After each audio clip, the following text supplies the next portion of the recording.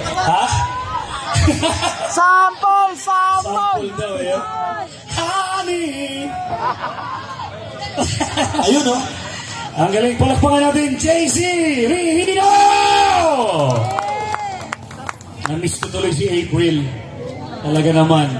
Anyways, magandang gabi po sa inyo. Pasensya na po. Talagang biglaan din. Pinatakbo ko ni Senator Bongo dito para lang po samahan kayo dito. Medyo busy po ang ating senador.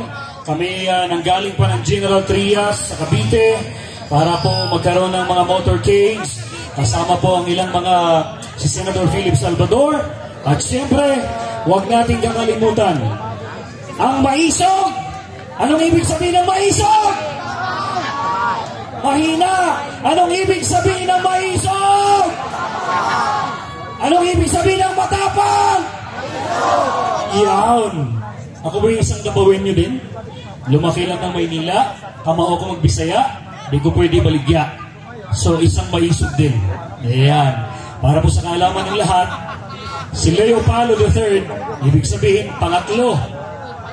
Yung Leo Palo Jr., nasa barat. Sino taga Davao?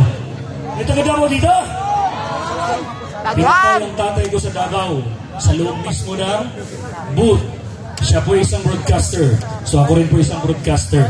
So, nung kinuha ko ni Senator Bongo, sabi niya, Leo, samahan mo ako sa Senado. So, isa lang sinabi ko, Senator Bong, kilala mo ako bilang broadcaster. Hard-hitting broadcaster po. Pag sinabi kong wala kang kwenta, wala ka talagang kwenta. Wala po akong takot kapag ka nagsalita sa mikropono. Matagal po ako sa palasyo ng Malacanang. 17 years. Malacanang press corps din po ako. Kaya kung naririnig nyo, yung spokesman ngayon, kilala niyo yung spokesman? Sino yun? Sino? Mahina! Si Auntie Claire! Ante! Claring daw. Pasensya na, Auntie Claire.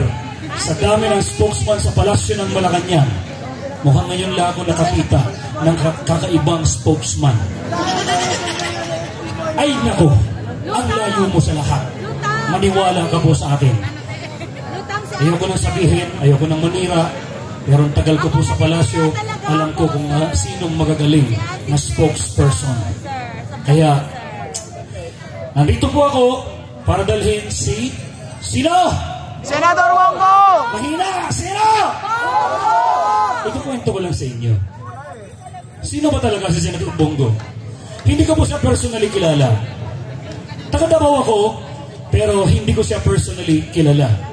Si Senator Bongo, simpleng tao. Hindi politiko.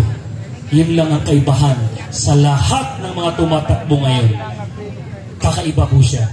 Pagdating sa pagsaserbisyo, totoo. Walang pasubali.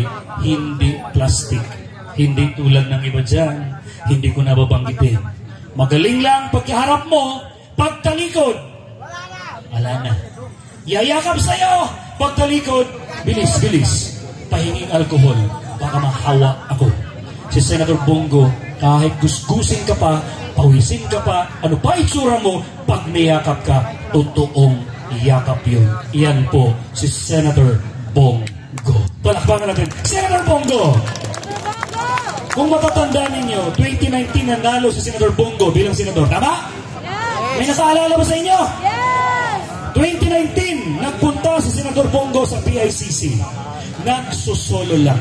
Walang kasamang iba. Kinuha ang papel bilang senador ng Pilipinas.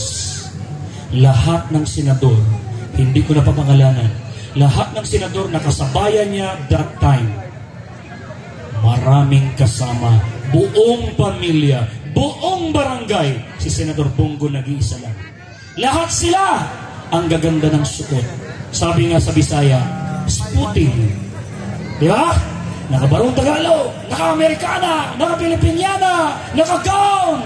Si Senator Bongo, naka-polo shirt lang, naka-maong lang, naka-rubber shoes lang.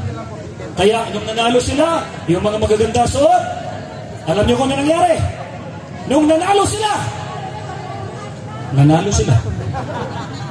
si Senator Bongo kakaiba. Pagkakuha ng papel, paglabas sa pintuan ng PICC, alam niyo ginawa? Sakay sa kanyang motorsiklo, diretso sa Caloocan City sa mga nasunugan. Hanggang ngayon, ginagawa yan ng pinakamasipag na senador ng Pilipinas, Senator Bongo! Bongo! Go, Bongo! Go, Bongo! Yan po ang mga yapak ng dating Pangulong Rodrigo Duterte na sinusundan niya. Kaya isigaw natin ngayon, Duterte! Duterte! Duterte! Ipanalangin po natin kanina na nalangin dito. Sobrang pagdating sa pagpapanalangin po, isa po yan sa paraan kung paano tayo makikipag-usap sa ating Ama. Tama? Tama! Walang text, walang cell site, diretso sa Kanya. Kaya naniniwala po ako, kapag tayo humingi ng tulong sa Ama, sa itaas, ang tugon niya sa mga anak niya, sigurado darating yan. Tama? Tama ba? Huwag kakalimutan, Duterte 10. Ang Duterte, huwag kakalimutan! Hindi ko man sa ulado lahat ang kanilang mga numero. Pero sana lang, okay ba sa ating lahat? Iparinig natin Luzon, Visayas, Mindanao hanggang sa ibang bansa. Duterte! Para kay Pangulong Rodrigo Duterte! Ito na ang sagot sa mga nangaalipusta sa atin sa panahong ito. Sa mga nanluloko sa atin sa panahong ito. Okay ba yun? Huwag kakalimutan.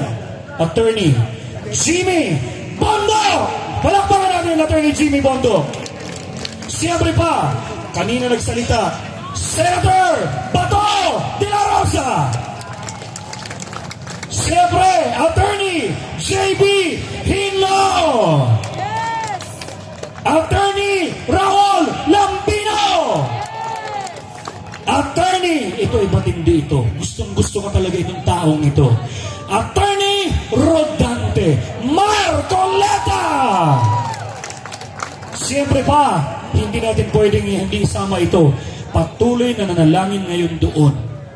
Pastor Apollo Kibuloy! At siyempre, Philip Salvador! Dr. Richard Mata! Senator Bongo!